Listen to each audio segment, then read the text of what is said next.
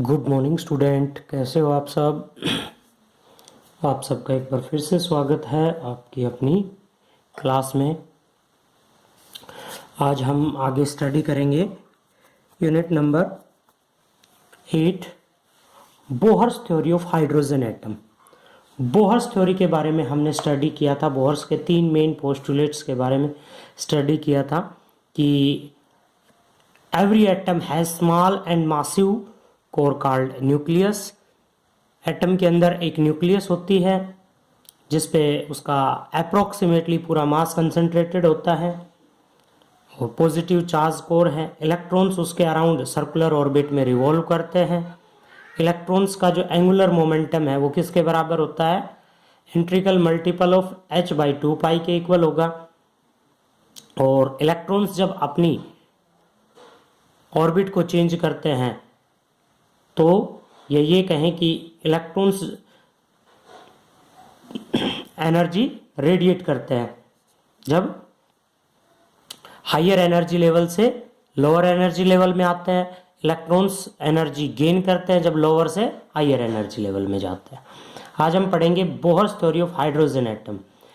Hydrogen एक ऐसा element है जिसके अंदर एक इलेक्ट्रॉन्स होता है, एक ही प्रोटॉन होता है, क्योंकि उसका एटॉमिक नंबर क्या होगा? 1। तो एक इलेक्ट्रॉन और एक ही उसके अंदर क्या होगा? प्रोटॉन। तो फोर्स के बारे में, electrostatic force of attraction between the nucleus and, तो न्यूक्लियस के अंदर एक प्रोटॉन है और बाहर एक इलेक्ट्रॉन है, तो फोर्स ऑफ अट्रैक्शन क्या होगा? According to Coulomb's law, F is equal to K 1/4πε0 Z E square by R. R is the distance between nucleus and outer most electron. Electron कितना है? एक ही है। तो ये आपके पास फोर्स। अब इसके अंदर डिफरेंट हम फाइंड आउट करेंगे। जैसे सबसे पहले आ जाता है radius, radii of atom,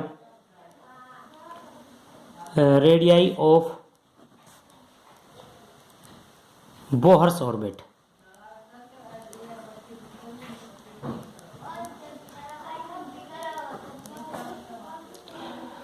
electrons revolve करते हैं सर्कुलर ऑर्बिट के अंदर, ठीक है। अब इलेक्ट्रॉन्स रिवॉल्व किसके कारण करते हैं? इलेक्ट्रोस्टैटिक फोर्स के कारण।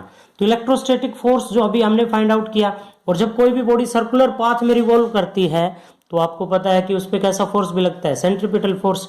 तो दोनों ही फोर्स को हम इक्वल रख दे, mv²/r is equal to kZe²/r²। Sorry, r² electrostatic force Coulomb's law के अकॉर्डिंग। यहां से बोहर के अगर सेकंड पोस्टुलेट की बात करें, अकॉर्डिंग टू सेकंड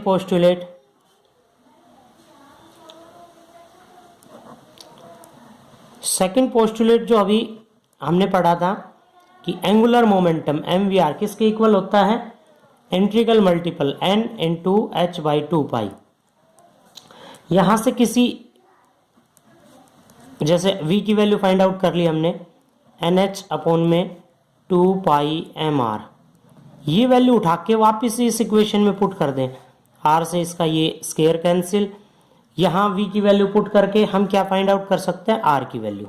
r की वैल्यू जो आपके पास आएगी ये वैल्यू पुट कर दे, क्योंकि यहाँ पे अपने पास वैल्यू जो आएगी देखिए किस तरह से आएगी, n² h²/4π² mkZe²। और यदि यहाँ पे देखिए सारी वैल्यू, n क्या है? कांस्टेंट, यानी कि n की वैल्यू जो है आपके पास first orbit, second orbit, third orbit ये आता है। तो फर्स्ट ऑर्बिट की रेडियस निकालनी है तो n की वैल्यू क्या पुट कर देंगे? यहाँ पे 1। और h Planck's constant 4πm mass of electron, ये k की वैल्यू, और z की वैल्यू हाइड्रोजन एटम के लिए, for hydrogen z is equal to 1। यहां पे वैल्यू पुट करेंगे तो r की जो वैल्यू है वो अप्रोक्सीमेटली कितनी आएगी? ये आ जाती है आपकी 0.529 n², ठीक है, एंगस्ट्रॉन। अब यहाँ पे हम देखेंगे कि n की वैल्यू यदि 1 है तो यहाँ पे 1 पुट कर देंगे, 2 है तो यहाँ पे 2 पुट कर देंगे और 3 है तो यहाँ पे 3 पुट कर देंगे। ओके, तो इस तरह से हम रेडियस फाइंड आउट कर सकते हैं। आपने डायरेक्टली ये फॉर्मूला याद रख लेना है। Similarly velocity of an electrons in orbit, किसी भी ऑर्बिट के अंदर इलेक्ट्रॉन जो रिवॉल्व कर रहा है उसकी वेलोसिटी कितनी होगी, वेलोसिटी ऑफ, सेकंड आ जाता है आपके पास वेलोसिटी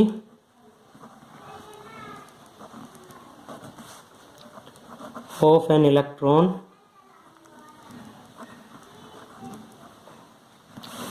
आर की जो वैल्यू आई है आपके पास, R is equal to,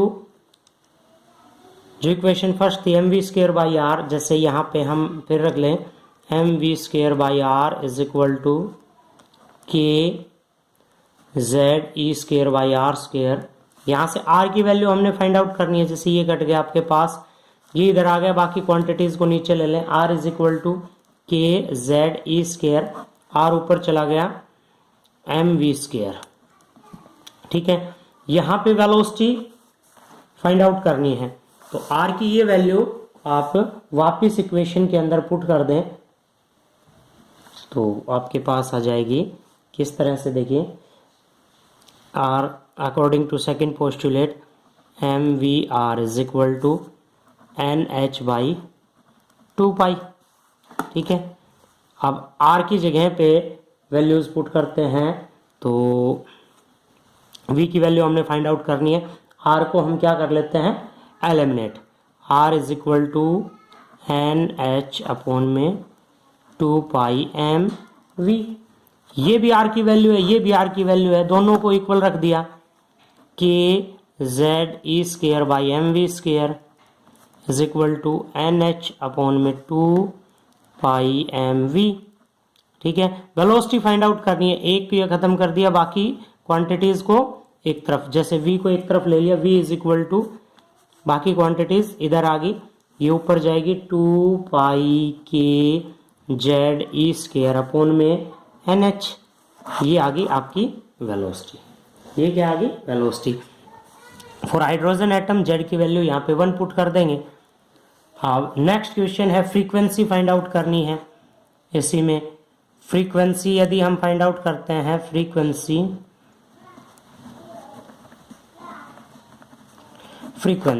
frequency के अंदर किसके इक्वल होता है आपका v इज इक्वल टू, ये हमने 11th क्लास में फाइंड आउट किया था, लीनियर वेलोसिटी और एंगुलर वेलोसिटी में relationship v is equal to r omega, v is equal to r omega. Omega की वैल्यू क्या होती है, 2 पाई म्यू, तो v is equal to r 2 pi mu.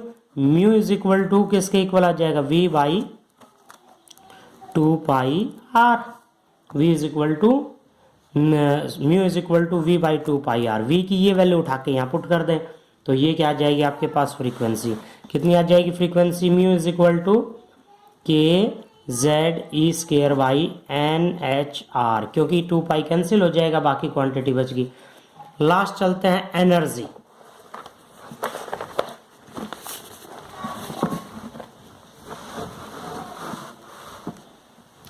अगला है आपके पास energy of an electron. Energy of electron,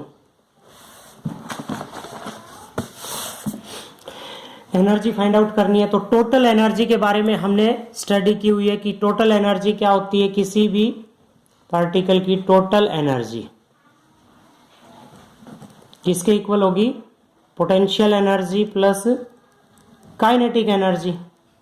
तो पोटेंशियल एनर्जी को पुट कर दें यहाँ पे और काइनेटिक एनर्जी को पुट कर दें, काइनेटिक एनर्जी और पोटेंशियल एनर्जी यहाँ पे हम पुट कर लेते हैं। पोटेंशियल एनर्जी तो क्या आती है, हमने पिछले वीडियो के अंदर फाइंड आउट की थी, के जेड e², और e यहाँ पे क्या है देखिए, फिर देख लेते हैं।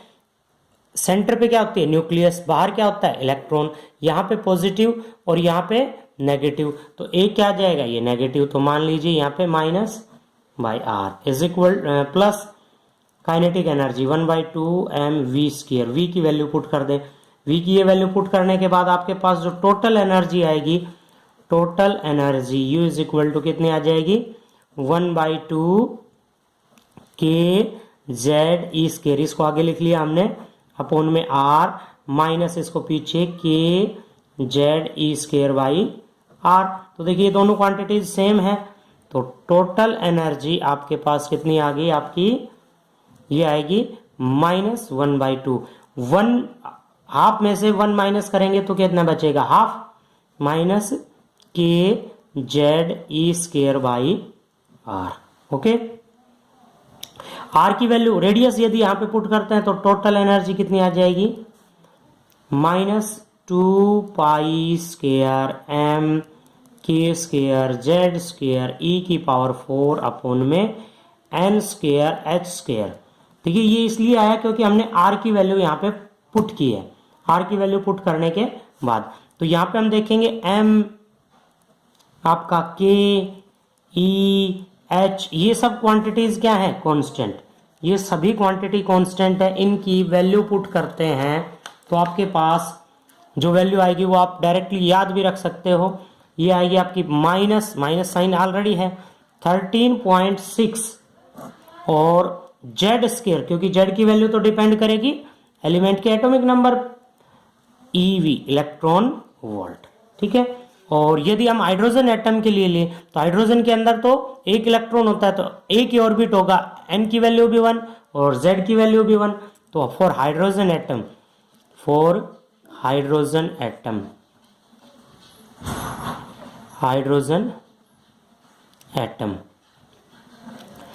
हाइड्रोजन एटम के लिए -13.6 इलेक्ट्रॉन वोल्ट, ये आ जाएगी आपकी हाइड्रोजन एटम की एनर्जी। ओके, तो यहां पे हमने हाइड्रोजन एटम को स्टडी किया। नेक्स्ट हम करते हैं spectral series of hydrogen atom. Spectral series of hydrogen atom, what is mean by the spectral series of hydrogen atom.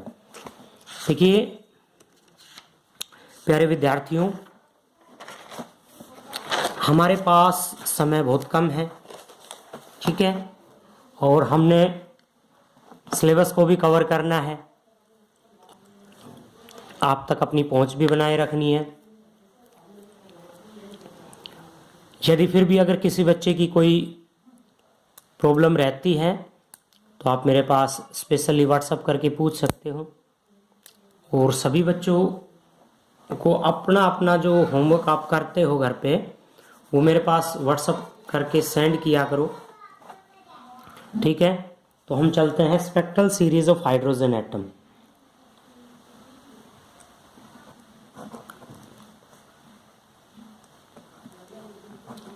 Spectrum series of hydrogen atom, H means hydrogen atom. क्या होता है ये spectral series? When an electron jump from higher energy level to lower energy level, emit करता है, radiate करता है। जब electron एक एनर्जी लेवल से दूसरे एनर्जी लेवल में जाता है, एनर्जी रेडिएट करता है। ये हमने बोहर्स पोस्टुलेट में पढ़ा था। तो इस तरह से 5 सीरीज कोरस्पॉन्डिंग आती है, जिसमें 5 सीरीज कौन कौन सी होंगी? सबसे पहले आ जाती है लेमन सीरीज। नंबर 2 पे आती है Balmer, number 1, number 2 Balmer, number 3 Paschen, number 4 Brackett और नंबर 5 आ जाता है आपके पास पी फंड। क्या है ये? देखिए एक बार आप इनको स्टडी करेंगे कि जब इलेक्ट्रॉन एक एनर्जी लेवल से दूसरे में जंप करता है तो एनर्जी रेडिएट करता है, एनर्जी छोड़ता है। उनको एक सीरीज दी गई है, एक ये कहें कि एक क्रम दिया गया है, एक सीक्वेंस दे दिया गया, एक स्पेक्ट्रम बना दिया गया। वो क्या स्पेक्ट्रम है? तो वो सबसे पहला स्पेक्ट्रम है लेमन सीरीज का।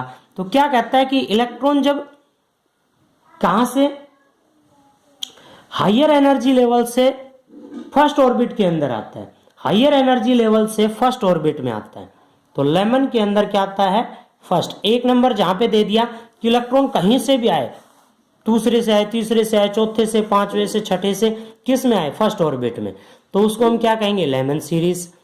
जब दूसरे में आए तो बाल्मर, तीसरे में आए तो पास्चन, चौथे में आए तो ब्रैकेट, पांचवे में आए तो पी फंड। अब एनर्जी कितनी रेडिएट करेगा, ये हमने बोहर्स के थर्ड पोस्टुलेट में पढ़ा था कि E2 minus E1 is equal to h mu के बराबर होगा।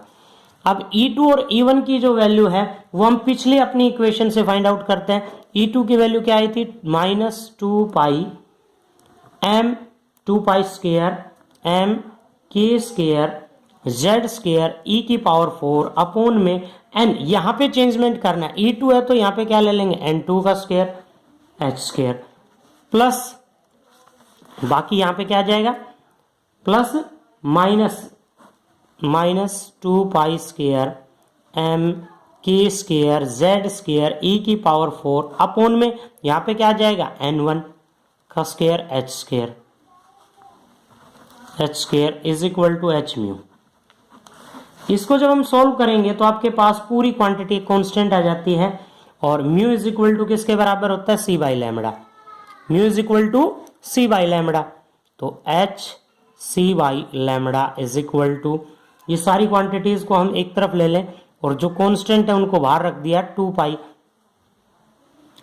Square m k square e की पावर 4 अपॉन में c, आपके पास जो क्वांटिटीज हैं h स्क्वायर, अंदर क्या बचेगा, अंदर बचेगा z स्क्वायर भी हमने बाहर रख लिया, अंदर बचेगा 1/n1 का स्क्वायर माइनस 1/n2 का, सॉरी यहाँ पे माइनस माइनस साइन था तो माइनस माइनस प्लस हो जाएगा डायरेक्टली हम, तो यहाँ पे आ जाएगा आपके पास n2 का स्क्वायर, क्योंकि n1 तो प्लस हो गया, ये हमने पीछे रख दिया, ये आ गया। ये सारी क्वांटिटीज को हम ध्यान से स्टडी करेंगे तो देखिए ये सभी क्या है, कांस्टेंट, तो इसको भी हम नीचे ले आए तो एनर्जी जो रेडिएट करेगा उस वेव्स की वेवलेंथ कितनी हो जाएगी आपकी, 1 बाई लैम्बडा, या 1 बाई लैम्बडा कर लो, या म्यू बार आर, इसको हमने रख दिया आर एच, रेडबर्ग कांस्टेंट। इस सारी क्वांटिटी इसको हमने R H Z square into 1 by n1 का स्क्वायर माइनस 1 बाई n2 का स्क्वायर, ठीक है, तो ये आ गई आपके पास रेडबर्ग कांस्टेंट। तो इसी तरह से हम क्या निकाल सकते हैं, अगर लेमन सीरीज के लिए निकालना चाहें तो देखिए लेमन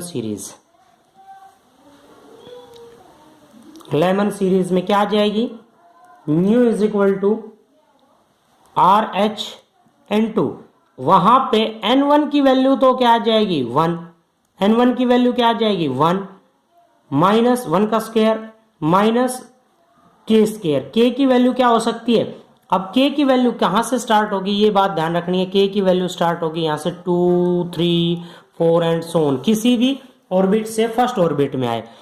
अगला आ जाता है आपके पास बाल्मर सीरीज, तो बाल्मर सीरीज के अंदर आपका n1 की जगह पे क्या आ जाएगा 2 और k की जगह पे क्या आ जाएगा 3, 4, 5।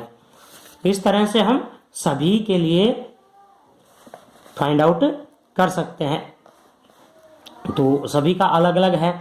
जैसे अगर हम पी फंड की बात करें,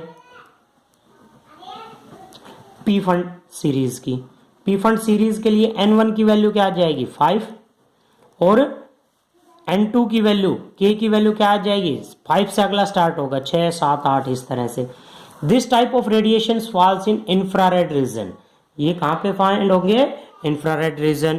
पहला Lyman series UV ultraviolet region में आ जाता है, तो ये सभी वेवलेंथ के अकॉर्डिंग है, वेवलेंथ के अकॉर्डिंग, ठीक है। आप बात करते हैं कि ये जो हमने पढ़ा इसका इस्तेमाल कहाँ है, इसका इस्तेमाल आ जाता है जैसे right the postulate of Bohr's model है, और क्वेश्चन आया था 2018 के अंदर HBSC में, according to Bohr's theory what will be the ratio of the radii of various orbit of the particular elements. R की वैल्यू क्या दी हुई थी आपके पास, R is equal to 0.529 by Z angstrom, तो तो z की वैल्यू यहाँ पे पुट करके हम r की वैल्यू फाइंड आउट कर सकते हैं इजीली। इसी तरह से बोहर ये जो हमने स्पेक्ट्रल सीरीज पढ़ी थी, इनके ऊपर एनर्जी रेडिएट फाइंड आउट कर सकते हैं। तो ये क्वेश्चंस आपने करने हैं, ठीक है। फिर भी कोई प्रॉब्लम रहती है तो आप मेरे पास व्हाट्सअप कर सकते हो 9466696481। आप सभी के पास मेरे नंबर हैं।